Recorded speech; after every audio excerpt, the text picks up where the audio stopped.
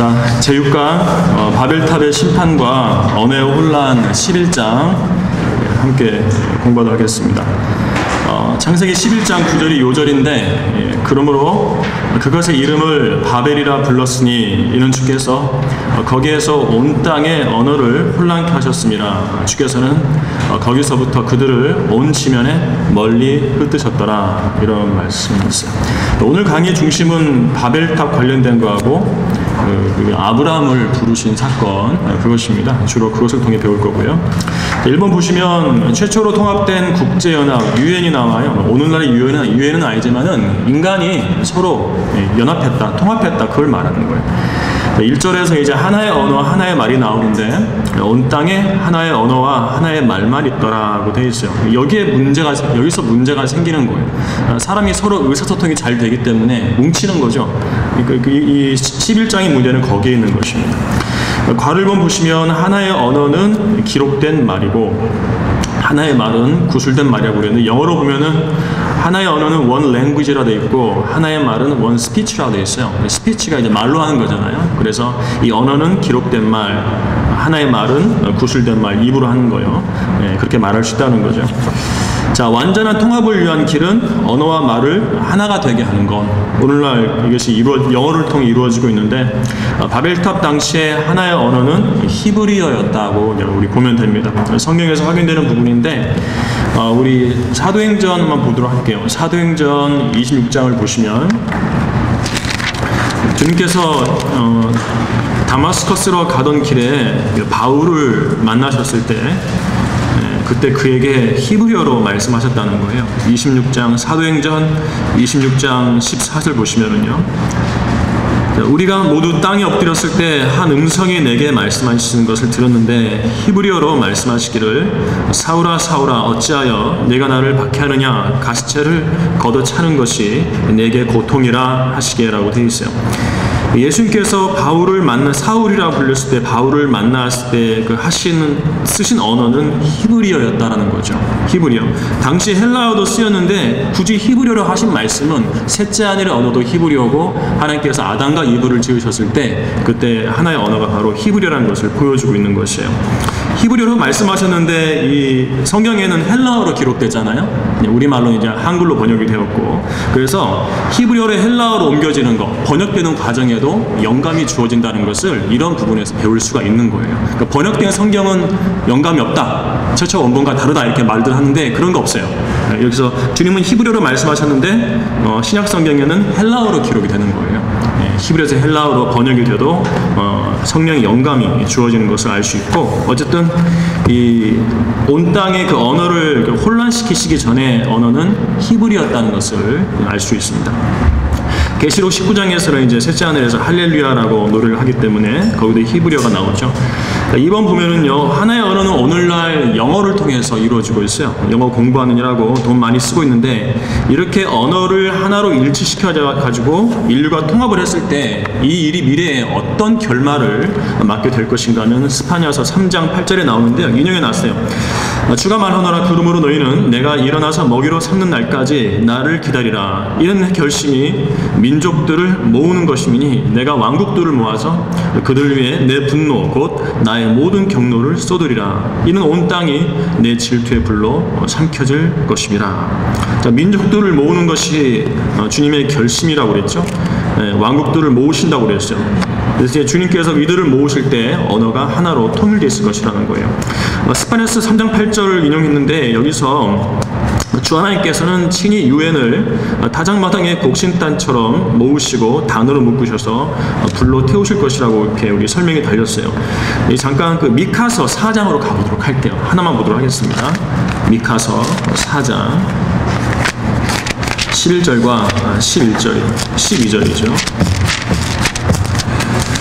이 시간에는 바벨탑의 심판이 통합과 관련된 것이기 때문에 통합과 관련된 하나님의 심판을 간간히 살펴보도록 할게요. 한 번에 다 찾지 않고 여기서는 미카서 4장 11절 12절 보겠습니다.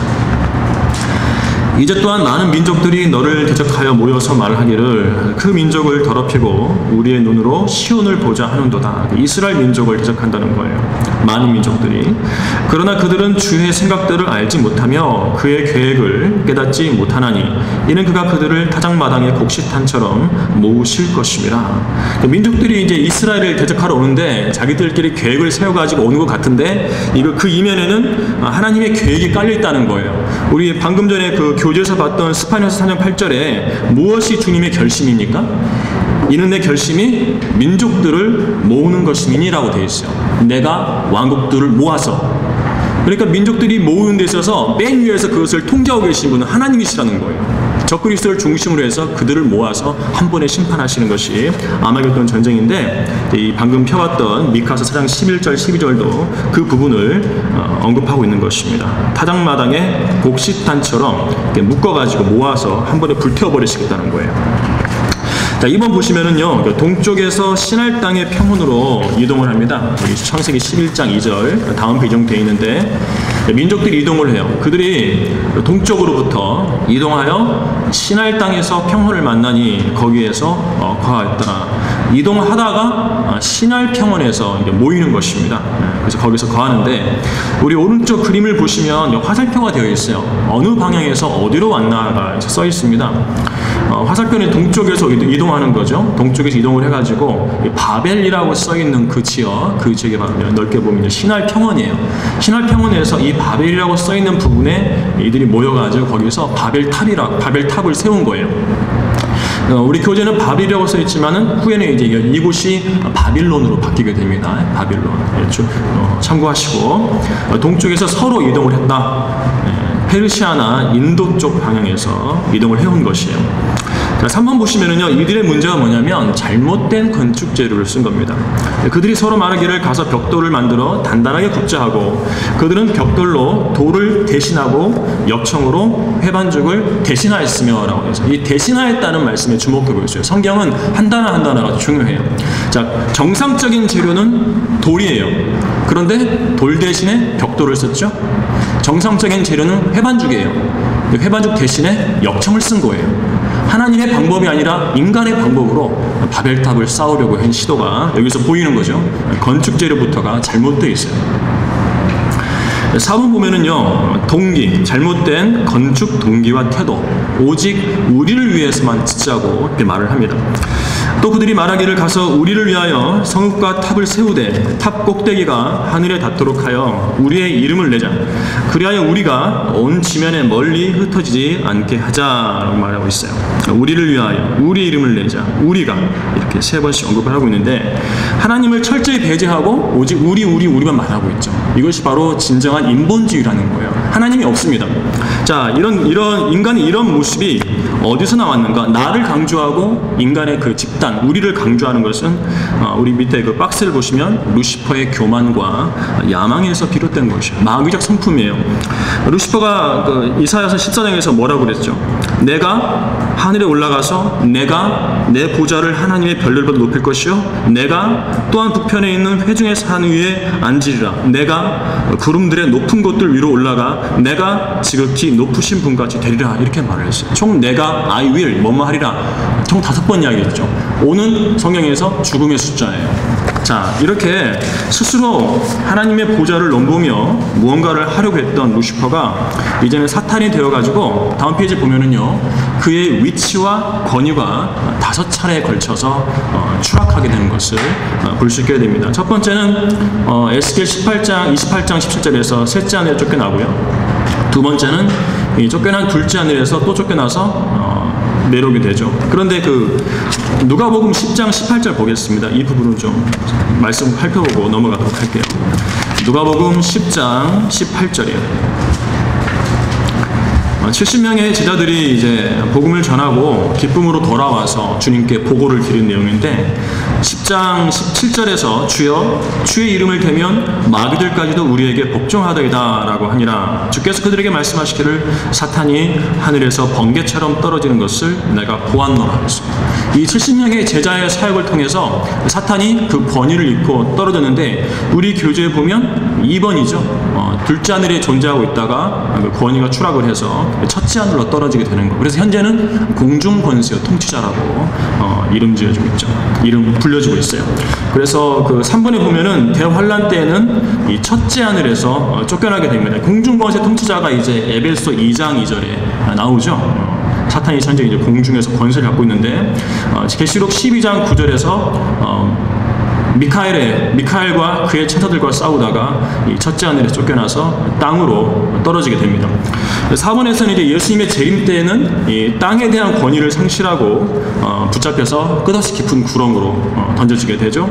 그리고 궁극적으로는 계시록 20장 10절에서 불못으로 영원히 던져지게 됩니다.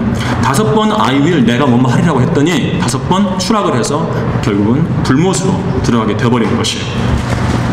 자, 나가 아닌 하나님을 중심으로 생각하고 그분을 섬기는 것이 올바른 것입니다. 자, 밑에 가로 2번 보시면 창세기 11장의 그 인류의 문명은요, 오늘날의 현대 문명이 그렇듯이 무언가를 두려워하고 있어요. 뭘 두려워하냐면 흩어지는 것. 인간이 서로 흩어져서 따로따로 개별적으로 살면 자기에게 무슨 일이 닥칠까봐 두려워하는 것이에요. 그래서 이들이 뭉치려 한 것입니다. 4절에서 온 지면에 흩어지는 것을 두려워한 것이죠. 자, 이것은 창세기 4장 14절에서 카인이 갖고 있던 두려움과도 같아요. 아벨을 죽였잖아요. 이제 도피자와 유랑자와 신사가 되면 자기를 만나는 사람들이 자기를 죽이려 할 것이라고 이렇게 이제 두려워합니다. 도피자와 유랑자의 신사가 되는 것, 이 사실을 두려워하는 거죠. 그 창세기 11장의 이 문명의 민족들도 자기들이 흩어져서 위험에 처하는 것을 두려워하고 있는 것이에요. 그래서 그들도 이제 카인처럼 성읍을 세우게 됩니다. 인류 최초의 성읍 건설자는 카인이에요. 근데 그 카인이 살인자죠. 살인자가 최초로 세운 곳이 성읍이라고, 도시입니다. 성읍은 그 성경에서 시티가 이제 성읍으로 번역이 되는데 오늘날에는 도시죠. 도시가 좋은 곳이 아니에요. 죄가 난무하는 곳이죠. 범죄가 아주 많습니다. 죄인들이 도시를 좋아하는 것은 바로 카인의 성품이죠. 자, 3번에 보시면은요, 그 창세기 11장의 민족들이 세운 것은 성읍과 탑입니다. 성읍과 탑을 세우자고 했죠. 자신들을 위해서. 성읍은 상업의 상징이고 탑은 종교의 상징인데, 이 도시 안에 세워진 그 마천루도 있죠. 스카이스크레이퍼라고 하늘을 이제 긁어버릴 것처럼 높이 세워진 그러한 고초고층 빌딩, 이런 것들이 이제 창세기 11장에 따르면 성읍 안에 그 탑이 되는 것이에요. 그래서 이 그 탑은 위로 올라가고자 하는 인간의 욕구를 상징하는데, 오늘날의 그 대도시들의 그 빌딩 숲에 해당된다라는 거죠. 예, 그들에게는 종교가 뭐예요? 돈이에요. 돈을 숭배하는 사람들입니다.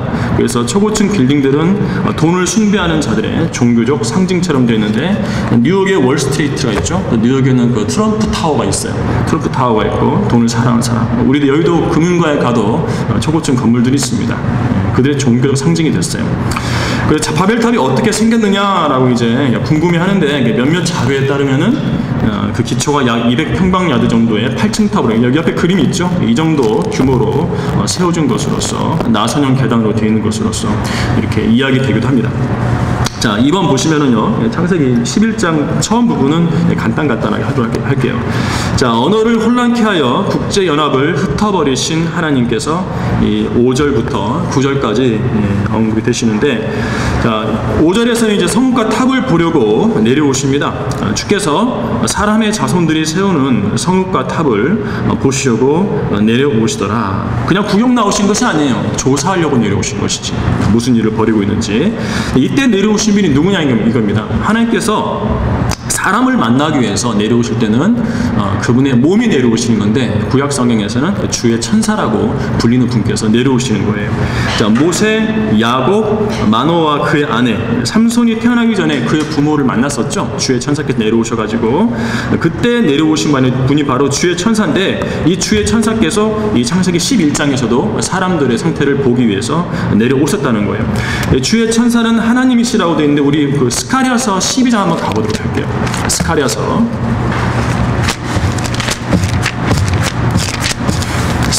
12장 8절 보시면, 우리 교재는 없고요, 메모하시면 좋습니다. 스가랴 12장 8절 보시면,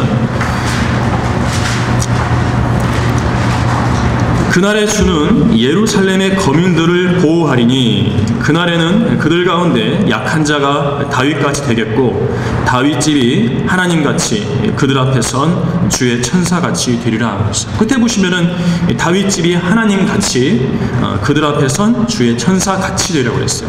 그러니까 이 하나님을 주의 천사라는 이름으로 바꿔서 표현하고 있죠. 주의 천사는 하나님이신 거예요. 하나님께서 사람에게 나타나실 때 그분이 현현하신다는 거죠. 그래서 우리 교재 그 다음 페이지 보시면은 천사라는 표현, 주의 천사라고 했는데 이 천사라는 표현은 성경에서 현현이에요. 현현은 이제 한자로 되어 있지만은 영어로는 appearance죠. 출현, 나타남입니다. 명백히 나타난 건데 한자로 하면은. 그래서 주님께서 나타나시면은 주의 천사라고 불리는 거죠. 주의 천사는 주님께서 사람의 몸의 형태로 나타나신 것을 말해요. 주의 천사는 주 하나님, 나는 곧 나니라 나이신 분으로 불리시는데 우리 출애굽기 3장으로 가도록 하겠습니다. 출애굽기 3장의 상황을 잘 살펴보면은 주의 천사께서 자신을 가려서 이름을 말씀하실 때에 그분 자신의 정체를 스스로 밝히십니다. 창세기 3장 2절을 먼저 보시면은요, 교재는 6절과 4절로 되어 있죠. 3장 2절을 보시면 주의 천사가 가시덤불 가운데서 나온 불꽃 속에서 그에게 나타나시니라. 그가 보니 보라 가시덤불이 불로 타나 가시덤불은 소멸되지 않더라 하고 말씀하고 있어요.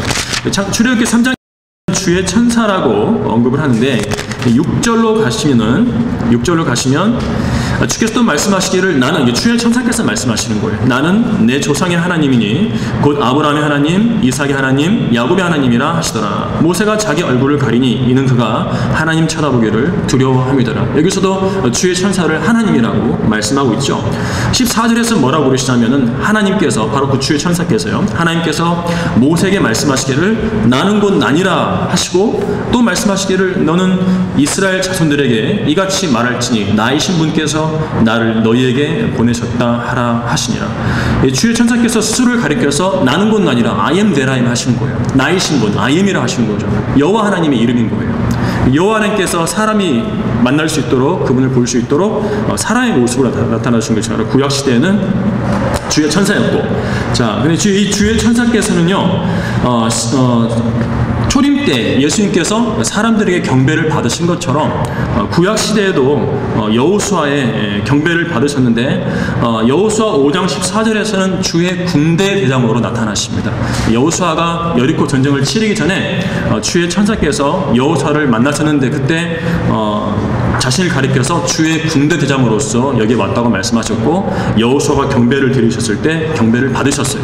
자, 주의 천사도 경배를 받으시고 초림 때 사람의 모습으로 오신 예수 그리스도께서도 사람들의 경배를 받으셨어요.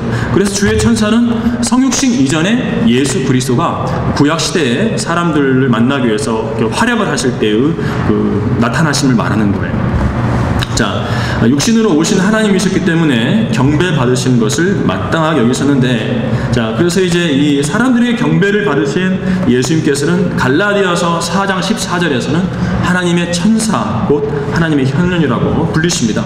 자, 하나님의 천사같이 곧 그리스도 예수같이라고 분명하게 말씀하고 있죠. 그리스도 예수를 하나님의 천사라고 부르고 있어요. 2번 보시면은요, 언어를 혼란시키신 하나님이 6절부터 9절까지 나오는데, 주께서 말씀하시기를 보라 백성이 하나요 그들 모두가 한 언어를 가졌기에 이런 일을 시작하였으니 이제는 그들이 하기로 구상한 일은 아무것도 막을 수 없을 것이라. 가자 우리가 내려가서 거기에서 그들의 언어를 혼란시켜 그들이 서로의 말을 알아듣지 못하게 하자 하시고 주께서 그들을 그곳에서 온 지면에다 멀리 흩으시니 그들이 성읍을 짓는 것을 그쳤더라. 이렇게 되어 있어요. 자, 사건의 발달은 한 백성이 한 언어를 가진 데서 시작된 것입니다. 자, 오늘날로 치면은 이 하나됨이라는 것은 에큐메니칼 운동이죠. 그리고 강제적인 통합, 인종 통합, 정치 통합, 경제 통합, 문화 통합 등 이런 것을 통해서 이루고자 하는 주된 목표입니다. 인류의 하나됨인데, 이렇게 하나가 되었을 때에 밑에 화살표 맨 아래 보시면은요, 주님께서는 아까도 말했지만은 한 번에 묶어서 심판하신다고 그랬어요. 개별적으로 하지 않고 한 번에 묶어 심판하시는데, 우리 여기서 스가랴 가도록 하겠습니다. 여기서는 스가랴 12장 3절로 가도록 하겠습니다. 민족들을 묶어서 심판하시는 것을 이 강의에서는 간간히 한번 찾아보도록 할게요. 스가랴 12장 3절 가시면은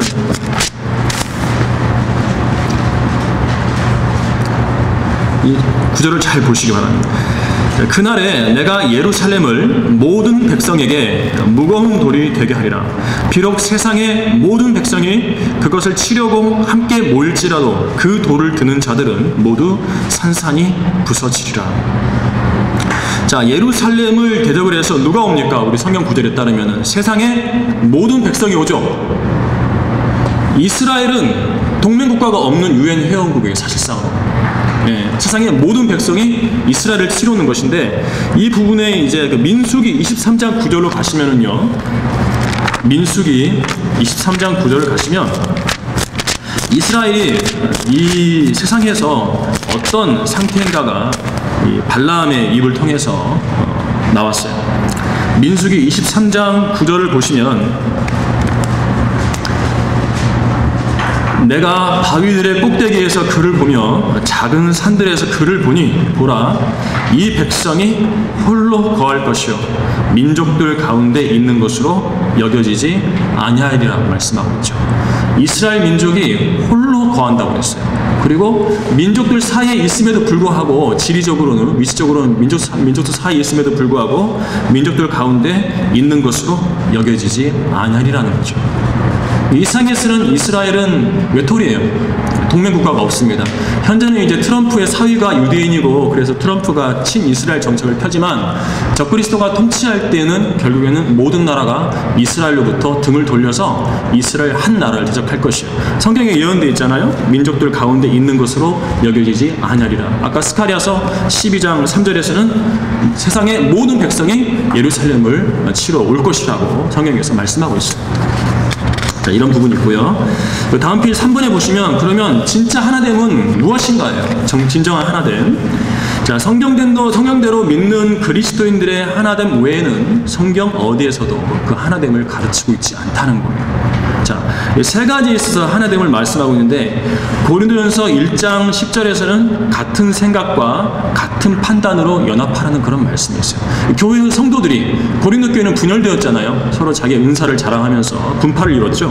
하지만 그리스도인이라면 같은 생각과 같은 판단으로 하나가 되라고 말씀하고 있고, 두 번째는 고린도전서 12장 12절과 27절인데, 이것은 이제 유대인이든지 이방인이든지 한 성령에 의해서 한 몸 안으로 침례를 받았죠. 그리스도의 몸 안에서 한 몸이 되는데, 자, 이 하나됨이 결국에는 어디로 이어지는가가 우리 요한복음에 나옵니다. 요한복음 17장으로 가도록 하겠습니다. 요한복음 17장, 성경을 좀 찾을게요. 요한복음 17장 11절과 21절인데, 예수님께서 이제 십자가로 가시기 전에 하늘을 바라보시면서 기도하신 내용들이 들어있죠. 요한복음 17장 11절에 보시면, 우리가 예수 그리스도의 몸 안에서 주님과 하나됨이 어디로 이어진가를 이렇게 말씀해주고 있어요. 이제 나는 더 이상 세상에 있지 아니하나 이들은 세상에 있나이다. 그리고 나는 아버지께로 가나이다. 거룩하신 아버지시여, 아버지께서 내게 주신 그들을 아버지의 이름으로 지켜주셔서 그들도 우리처럼 하나가 되게 하옵소서.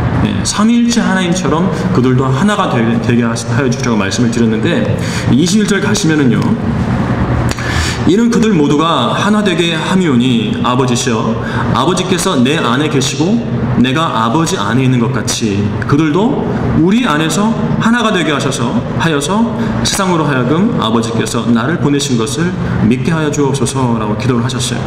자, 우리의 하나됨이 아버지께서 예수님 안에 계시고 예수님께서 아버지 안에 계신 것과 같은 하나됨이에요. 그런데 거기서 끝나는 것이 아니라 그들도 우리 안에서, 이 삼위일체 하나님 안에서 하나가 되게 하여서라고 말씀하고 있어요.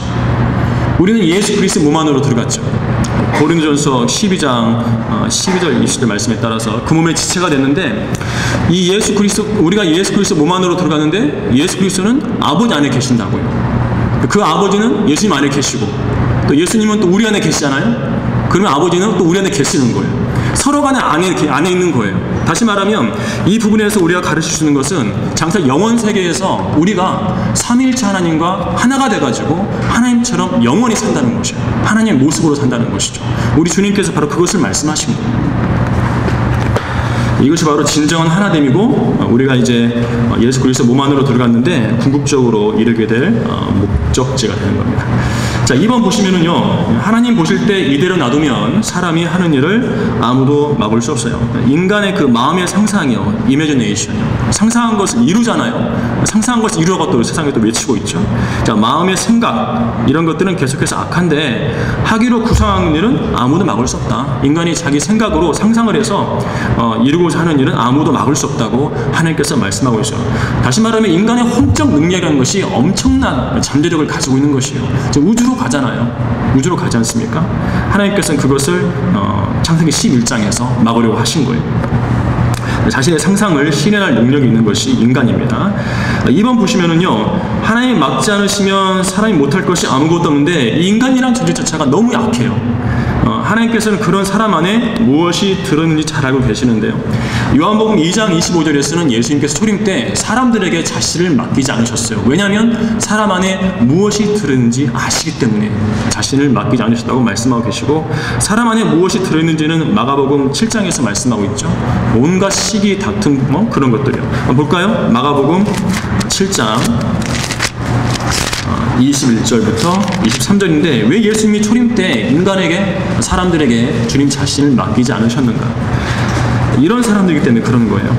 마가복음 7장 21절 보시면, 이는 속에서, 즉 사람들의 마음에서 나오는 것은 악한 생각과 간음과 음행과 살인과 도둑질과 탐욕과 악의와 사기와 방탕과 악한 눈과 하나님을 모독함과 교만과 어리석음이기 때문이니 이런 모든 악한 것은 속에서 나와 그 사람을 더럽히느니라고 하시더라. 이런 존재이기 때문에 예수님은 사람들에게 자신을 맡기지 않으셨고, 이런 더럽고 악한 존재들이기 때문에 하나님께서 이들이 우주로 나가지 못하도록 창세기 11장에는 흩어버리신 거예요. 그리고 인간의 수명을 단축시키셨죠. 100년도 못 살잖아요. 만약에 500년, 1000년 살아보세요. 우주로 나갑니다. 죄인들이. 자, 그렇게 못하게 막아버리신 거예요. 수명이 단축된 것은 이유가 있는 것입니다. 자, 그래요. 그래서 이들이 결국 11장에서 겪게 된 것은 언어가 혼란케 되어서 통합과 하나됨이 무너지게 되고 혼란과 의사소통의 단절이 되어서 오늘날에 이르게 된 것입니다. 다시 합치려고 영어를 지금 공부하고 있지 않습니까? 때가 다 된 거죠. 하나님께서 다루실 때가 된 거예요. 인간이 하나가 되면, 뭉치면 하나님께서 다루실 때가 된 거라고요. 3번 보시면은요, 주께서 그들을 온 지면에다 멀리 흩으시니 성읍 건설이 중단되었어요. 이후로 하나님께서는 인종을 나누셨고요, 분리시키고 경계를 정하셨습니다. 나라마다 경계가 있죠. 민족의 경계가 있어요. 이 부분에 있어서는 신명기하고 사도행전에서 언급하고 있는데, 시간 관계상 우리 교재로 보도록 할게요. 신명기 32장 7, 8절은요, 옛날들을 기억하고 많은 세대의 연수를 생각하라. 네 아비에게 물어보면 그가 내게 보여줄 것이요, 네 어른들에게 물어보면 그들이 내게 말해주리라. 지극히 높으신 분께서 민족들을 그들의 유업으로 나누셨을 때, 그분께서 아담의 아들들을 분리시키셨을 때, 그분께서는 이스라엘 자손의 수에 따라 백성들의 경계를 정하셨으니라고 했어요. 여기서 나오는 표현은 셋째 줄 끝에 나누심이 나오죠. 나눔이 나오죠. 그 아래 분리가 나오죠. 그 아래 경계를 정한 게 나와요. 나눔, 분리, 경계. 이것이 하나님의 방법이에요. 이것이 하나님이 인류를 다루는 방법인데, 어떻게 나누셨냐면 이스라엘 자손의 수에 따라 백성들의 경계를 나누신 거죠.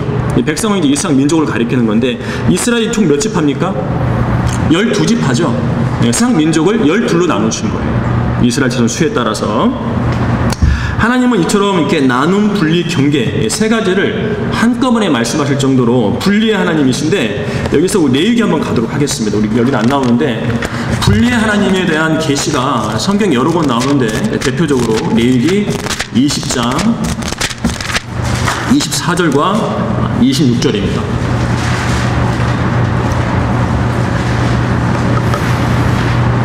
하나님은 분리 하나님이에요. 인간은 합치려고 그러는데 하나님은 분리시키십니다. 우리도 분리되어 나왔잖아요. 잘못된 곳에서. 24절 보시면은 그러나 나는 너희에게 말하였노니 너희가 그들의 땅을 이어받을 것이요 내가 그것을 너희에게 주어 소유케 하게 하리니 곧 젖과 꿀이 흐르는 땅이라. 나는 너희를 다른 민족에게서 분리시킨 주 너희 하나님이니라 말씀하고, 또 26절 보세요. 너희는 내게 거룩할지니라. 이는 나 주가 거룩하고 또 너희를 다른 민족으로부터 갈라놓아 너희가 내 것이 되게 하였습니다. 하나님 분리 하나님이세요. 우리 성경대로 믿는 사람들도 분리된 사람들이죠. 자, 이렇게 우리 이제 신명기 32장에서는 주님께서 민족들을 이스라엘 12지파의 수에 따라서 경계를 정해서 분리시키셨는데, 왜 경계를 정하셨는가? 왜 서로 만나지 못하도록 분리시켰었는가? 목적이 있어요. 다음 페이지 사도행전 17장 보시면은요, 뭉치면 하나님을 찾지 않아요. 그래서 경계를 그어버리신 겁니다. 또 하나님께서는 인류의 모든 족속을 한 피로 만드시어 온 지면에 살게 하시고 미리 계획하신 시기와 그들이 거주하는 경계를 정하셨으니 이는 주를 찾게 하려 함이라. 사람들이 하나님을 감지하려 하면 만나리니 그분은 우리 각 사람에게서 멀리 떨어져 계시지 아니하도다. 자, 경계를 만들어서 분리시켜버리는 것은 그들이 주를 찾게 하려면, 자, 민족들이 한 언어로 한 백성으로 모여있으면 하나님을 찾지 않아요. 하지만은 분리시켜서 떨어뜨려 놓으면은 그들이 그나마 주님을, 하나님을 찾을 수 있게 된다는 거예요. 이것이 하나님께서 민족들을 경계를 그어서 나누신 목적입니다. 이럼에도 불구하고 밑에 2번을 보시면 다시 하나가 되려 하고 있죠.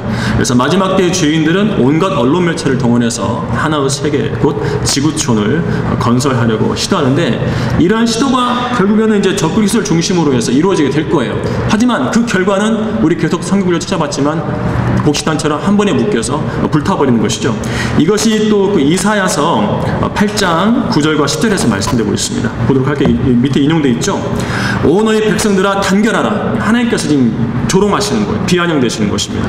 오 너희 백성들아 단결하라. 그래도 너희가 산산이 부서지리라. 너희 먼 나라들의 모든 사람아 귀를 기울이라. 너희는 허리를 동이라. 그래도 너희가 산산이 부서지리라. 너희는 허리를 동이라. 그래도 너희가 산산이 부서지리라. 함께 의논하라. 그래도 아무 것에도 이르지 못하리라. 말을 하라. 그래도 서지 못하리니 이는 하나님이 우리와 함께 계심이라. 이 구절이 유엔의 멸망에 대해서 언급하고 있는 것이죠. 허리를 동이고 한번 하나님께 나와서 싸워보라는 것이에요. 하지만 그들은 주님께 산산이 부서질 것이라고 하나님께서 선언하고 계십니다. 4번 보시면은요, 하나님께서 이제 그들을 언어를 혼란케 하셔가지고 흩트리시니까 그것의 이름을 바벨이라 불렀죠. 바벨은 혼란을 의미합니다. 언어를 혼란시키신 거예요. 이는 주께서 거기에서 온 땅의 언어를 혼란케 하셨습니다. 주께서는 거기서부터 그들을 온 지면에 멀리 흩으셨더라. 이렇게 되어 있죠. 혼란시키셨어요. 그 밑에 설명 둘째 줄 보면은요, 하나님은 혼란의 창시자가 아니세요. 혼란의 창시자가 아니신데 창세기 11장에서는 혼란을 일으키셨어요. 어떤 경우에? 인간이 통합을 하려고 할 때에는 그들의 연합을 혼란시켜서 흩어버리시는 그런 일을 막으시는 거예요. 그러니까 혼란시키셔서 더 큰 혼란을 막으시는 거라는 거죠. 화평의 창시자께서 인간의 그릇된 화평을 깨뜨려 버리시는 거죠. 이것이 창세기 11장 전반부에서 배울 수 있는 것이고, 3번 보시면은요, 셈에서 아브람까지 이르는 예수 그리스도의 계보가 창세기 11장 10절부터 26절까지 나옵니다. 다 읽을 수는 없죠. 다 읽을 수 없습니다. 갑자기 이제 셈의 계보가 나와요.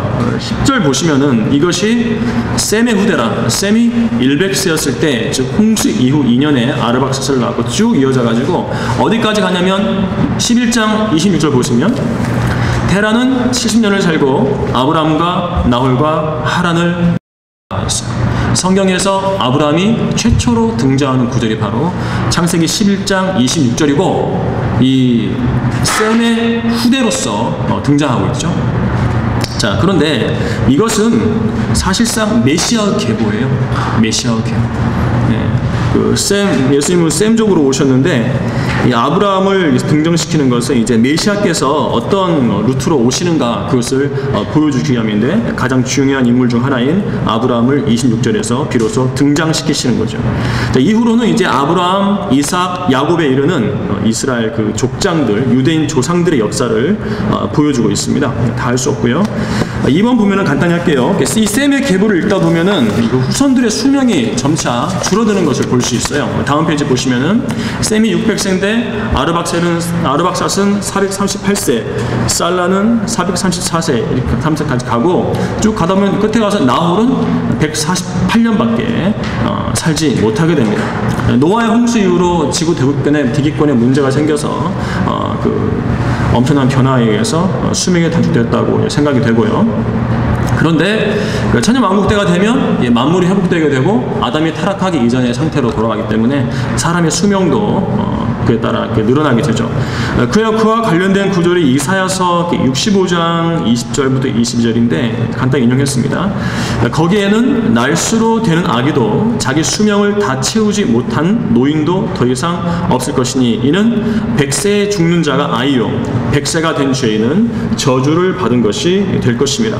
이는 내 백성의 수명이 나무의 수명과 같겠고 나의 택한 자가 그들의 손으로 일한 것을 오래 즐길 것입니다. 그랬어요. 100세에 죽으면요 죄를 지어서 죽는 거예요. 지금 뭐 100세 시대라고 하지만은 천년왕국 때가 되면은 100세에 죽으면 이 사람은 죄인이구나, 죄를 지어서 죽는 거구나 라고 생각하면 되고, 오히려 100세에 죽는 자가 아이라고까지 말하게 되는 것이죠. 저주를 받아서 100세에 죽는 것입니다. 자, 그리고 백성의 수명이 나무의 수명과 같겠다라고 말씀하고 있어요. 천년왕국 때는 수명이 다시 연장이 된다는 거 간단히 살펴봤고요. 우리 3번 보시면은요, 자손을 낳은 나이도 창세기 5장의 아담의 계보와 대조를 이룬다.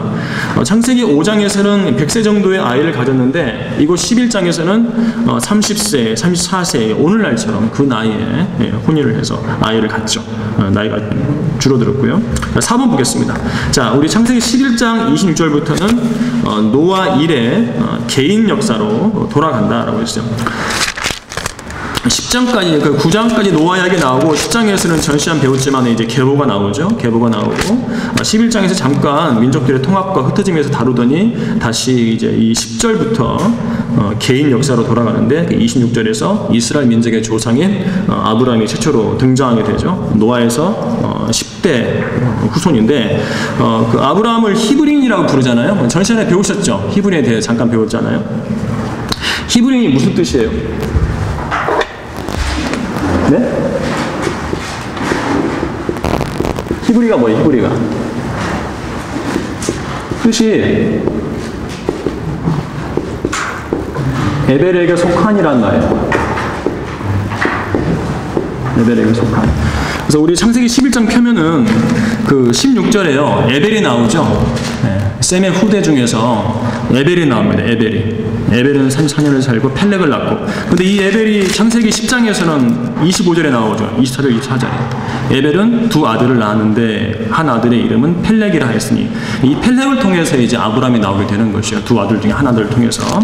자, 히브리가 에벨에게 속한인데, 그래서 에벨이란 인물이 전체 히브리인들의 조상이에요.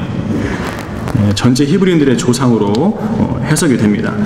그리고 에벨이란 이름의 뜻은 기억나세요? 강 건너란 뜻이요. 성경에서 강이라고 그러면은 큰 강 유프라테스강을 말하는 것입니다. 그래서 이 셈이 이제 유프라테스강 건너편으로 가서 살았는데 이 강을 건너서 왔다 이거예요. 자, 이 건너온 것을 기념해 가지고 지은 이름이, 그 아들 이름이 에벨이라는 거죠.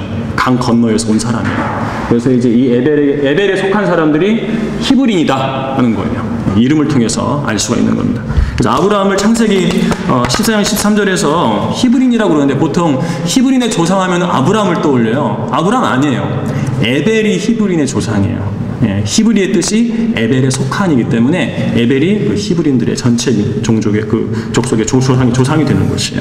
이 부분 참고하시고요. 밑에 박스를 보시면 왜 아브라함을 등장을 시키는가? 아브라함이 중요하기 때문에 그래요. 메시아의 계보에서 중요하지만은 아브라함이라는 인물 자체가 믿음의 표본이 되는 인물이죠. 그에게서 여러 가지를 읽을 수 있는데 우리 교재는 총 8가지가 인용되어 있죠. 첫 번째 보면 아브라함은 이교도 소돔왕으로부터 보상을 거부했어요. 조카 롯을 구해오고 소돔왕이 이제 보상을 해주려고 했는데 거부를 했고, 두 번째는 그 멜키세덱에게 11조를 바쳤죠. 이교도와 타협하지 않고 11조를 바치고 또 믿음을 통해 불가능한 것을 믿었다. 자신의 씨가 별들처럼 무수할 것이라는 것을 아브라함이 믿었죠. 창세기 15장에서. 또 참 하나님께 희생제를 드렸다는 거. 그리고 5번에 보면은 하나님 명령에 어떤 이런 방구의 이유도 없이 순종을 했다는 거. 이삭 바치라니까 이삭까지 바치게 되잖아요. 그리고 6번에 보면은 아브라함은 형제를 위해, 롯을 위해 중보 기도를 하죠. 기도의 사람이었죠. 또 7번 보면은 아브라함은 실제적인 부활을 믿었고, 그리고 사랑하는 독자 이삭의 생명을 걸면서까지 그 믿음을 실행했다는 것이죠. 또 마지막으로 8번은 얼마나 신실했으면 하나님의 친구라기까지 부릅니까? 하나님의 친구. 야고보서 4장에서는 하나님의 친구라고 직접적으로 표현 나오지만은 역대기하 20장 7절에서는 여호사밧이 주님께 기도할 때 주의 친구 아브라함이라고 언급을 합니다. 아브라함은 하나님의 친구예요. 그러니까 이 아브라함에 대해서 나오는 이러한 내용들, 이교도와 타협하지 않고 11조 바치고 믿음을 통해서 불가능한 것을 믿고 하나님께 희생제를 드리고 하나님의 명령에 순종하고 형제를 위해서 중보기도 하고 그리고 부활을 믿고 또 하나님의 친구였고 하나님과 동행을 했고요. 그렇죠. 이런 것이 바로 이렇게 믿음의 사람이라면 이런 것들을 배워야 한다는 것이에요. 아브라함을 왜 등장시켰는가? 이렇게 중요한 믿음의 사람이기 때문에 등장시키신 겁니다. 자, 4번 보시면은 창세기 11장은 이제 26절에서 아브라함을 등장을 시키고 27절부터 32절까지 테라의 후대가 나옵니다. 테라의 후대. 27절과 28절은 이제 테라가 아브라함, 나홀, 하란을 낳고요. 그 중에 하란은 롯을 낳았는데 하란은 그의 아비 테라보다 먼저 그의 출생지인 칼데아 우르에서 죽었더라고 그랬어요. 그러니까 아브라함의 가족은 칼데아 우르에서 나온 사람들이란 거예요. 근데 하란이 아들이 아버지 테라보다 먼저 죽었다는 거. 인간의 수명이 단축되다 보니까 자식이 부모보다 먼저 죽기도 하더라는 거예요. 이런 것도 읽을 수가 있죠. 자, 그리고 괄호 1번 보시면 롯이 성경에서 최초로 등장하는 것이 27절이에요. 롯, 아브라함의 조카죠. 하란의 아들이고. 근데 롯이라는 이름이 뜻이요. 낮은, 어두운 것, 어두운 색깔을 지닌 이런 뜻을 지녀요. 주로 이제 어둡다는 개념이죠. 낮고 어두운 건데 예수님께서 이제 초림 때 누가복음 17장에서 주님의 재림과 관련해서 경고하실 때 롯의 날들을 언급을 하셨습니다. 롯의 날들 잘 기억하시고요. 그래서 롯의 날들은 롯이란 이름이 어두운이라는 뜻이기 때문에 어두운 날들이에요. 재림 전의 세상은 롯의 날들, 어두운 날들이 되는 거죠. 재림 직전에 세상 상황을 말씀하는 건데 우리 누가복음 잠깐 가도록 할게요. 누가복음 17장을 보시면요. 누가복음 17장에는 노아의 날들하고요, 롯의 날들 두 가지가 나옵니다. 두 날들이 나오는데 이거 잘 구분해서 해석을 하셔야 좀 어려운 부분이고요. 26절 보시면 노아의 날들에 일어났던 것 같이 인자의 날들에도 그러하리라.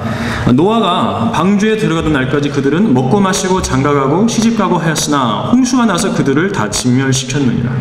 그것은 또한 롯의 날들에 일어났던 것과 마찬가지라. 그들은 먹고 마시고 사고 팔고 심고 건축하였으나 롯이 소돔에서 나가던 날 하늘에서 불과 유황이 비오듯 하여 그들 모두를 진멸시켰느니라.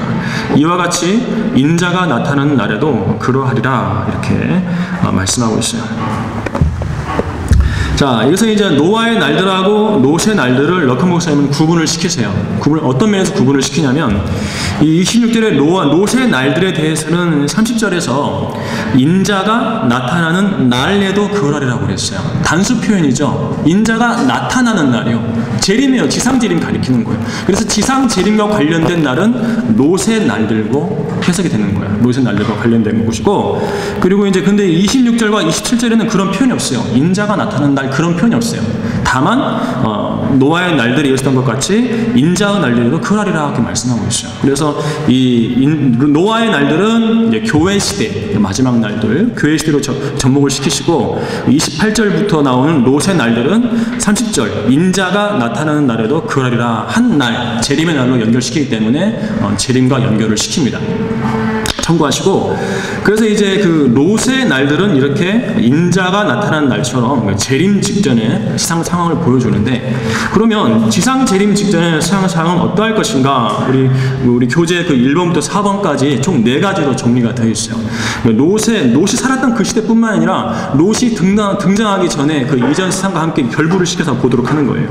첫 번째는 롯은요, 국제연합이 처음으로 형성되었던 창세기 11장이죠. 창세기 11장에서 처음 그 이름이 언급된다는 것이죠. 성경에서 롯이 처음 등장하는 것은 창세기 11장 27절인데 그 11장에 최초의 국제연합이 보인다는 거예요. 민족들의 연합이. 그래서 롯의 날들 첫 번째 특징은 UN, 국제연합. 두 번째, 자, 롯의 날들에는 오늘날처럼 하나의 세계 공통어 히브리어가 있었죠. 네, 오늘날에도 마지막 때에도 영어가 세계 공통어로 지금 쓰이고 있고, 영어 하나의 세계 공통어. 세 번째, 자, 그 사건이 일어난 장소는 시날인데, 창세기 11장에 민족들이 모인 곳이 시날인데, 시날은 달리 말하면 바빌론이라고 불려요. 나중에 그곳에 바빌론 제국이 세워지기도 했죠. 그리고 아까 그 그림에서 바벨이라고 썼던 그곳이요, 그곳이 나중에는 바빌론이라고 지명이 바뀌어서 불립니다. 자, 그곳은 오늘날로 치면 이라크의 바그다드 지역이고요. 바그다드 지역. 재림 직전에는 시날 땅의 nim롯의 종교, 곧 바빌론의 신비 종교가 세상을 지배하게 된다. 바빌론 종교는 nim롯에게도 나온 것이에요. 이 탑을 쌓으면서. 그래서 그 요한계시록 11장에 신비라 큰 바빌론이라고 나오죠. 네, 그래서 롯의 날들의 특징은 바빌론의 신비 종교가 세상을 지배하는 것이죠. 그 다음에 네 번째는 롯의 날들에는 창세기 13장 13절에서 동성 연애자들이 등장하는 것으로 볼 수 있어요. 그 천사들이 찾아오니까 이제 그 소돔의 동성 연애자들이 와가지고 밖으로 꺼내라고 그러죠.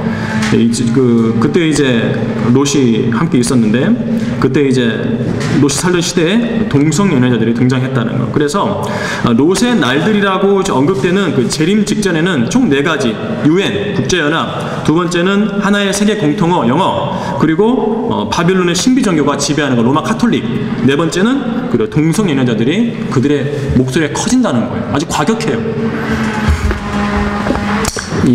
우리가 지금 살고 있는 지금 마지막 때가 이런 것들이 다 눈에 보이지 않습니까? 예수님의 지상 재림이 멀지 않았다는 것을 알 수 있고, 대환란 때는 완전히 극심해진다는 거죠. 자, 2번 보겠습니다. 자, 아브라함과 나홀만 남았어요. 누가 죽었어요? 테라의 세 아들 중에 하란이 죽었죠. 하란이 칼데아 우르에서 아버지보다 먼저 죽었어요. 나머지 그 아브라함과 나홀이 이제 그 두 아들이 각자 아내를 얻었는데, 아브라함의 아내 이름은 사레고요, 나홀의 아내 이름은 밀카예요. 또 밀카는 하란의 딸이고, 하란은 밀카의 아비고 이스카의 아비였다고 성경에 나오고요. 사레, 아브라함의 아내는 임신하지 못했기 때문에 자식이 없었습니다. 자, 이제 3번에 보시면은요, 문제가 생겨요. 창세기 11장 다시 펴가지고 10장 보면은요, 31절 보시죠. 31절. 테라가 그의 아들 아브람과 하란의 아들인 그의 손자 롯과 그의 며느리인 아브라함의 아내 사레를 데리고 칼데아 우르로부터 나와서 가나안 땅으로 가려고 하더니 그들이 하란에 와서 거기에서 거하니라. 테라의 날들이 205년이었으니 테라가 하란에서 죽었더라. 방금 31절 보니까 누가 데리고 나왔어요? 테라가 아브라함까지 데리고 나온 것으로 기술되어 있죠. 그런데 그 칼데아 우르를 떠나는 것은 테라가 떠나는 거 아니었어요. 누구한테 명령 준 거예요? 아브라함 보고 명령을 준 거예요. 12장 1절 보세요. 주께서 아브라함에게 말씀하셨는데, 이건 시간 순서 아니에요. 사건을 그냥 따로 묘사한 겁니다. 주께서 아브라함에게 말씀하셨는데, 너는 내 고향과 내 친족과 내 아비의 집을 떠나 내가 네게 보여줄 땅으로 가라 그랬어요. 내 친족하고 내 아비의 집을 떠나라고, 아버지까지 놔두고 떠나라고 한 거예요. 아브라함만 떠나라고 한 것이에요.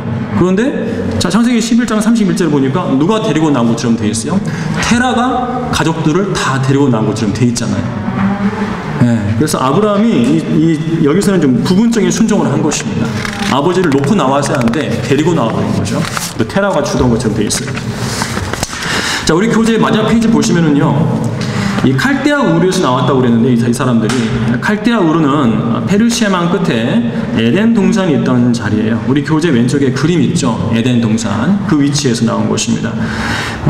밑에 사진을 보면은 그 우르에서 하란까지 화살표가 되어 사진이 좀 작은데 이 왼쪽에 지중해 이제 오른편에 있는 게 이제 그 카나안 땅이죠. 그 위치를 잘 보시면 되겠고 그렇게 이동을 했어요. 근데 카나안 땅으로 가려다가 이제 하란에 일단 와가지고 거기서 머물렀는데 거기서 누가 죽었어요? 아버지 테라가 죽었죠. 하나님께서는 여기서 분리 작업을 하시는 거예요. 친족과 아비집을 떠나려는데 다 데리고 나왔다 이거죠. 하란에서 죽는 것입니다. 아버지가 죽고.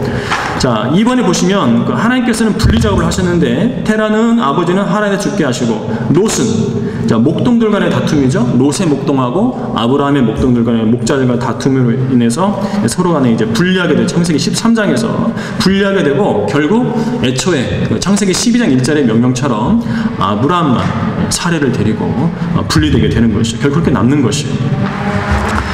자, 말하자면 아브라함의 첫 번째 순종은 부분적인 순종입니다.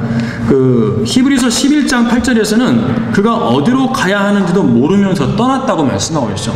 이건 참 좋은 것이에요. 하나님께서 가라고 그러시니까 그냥 간 겁니다. 무작정 믿고 간 거죠.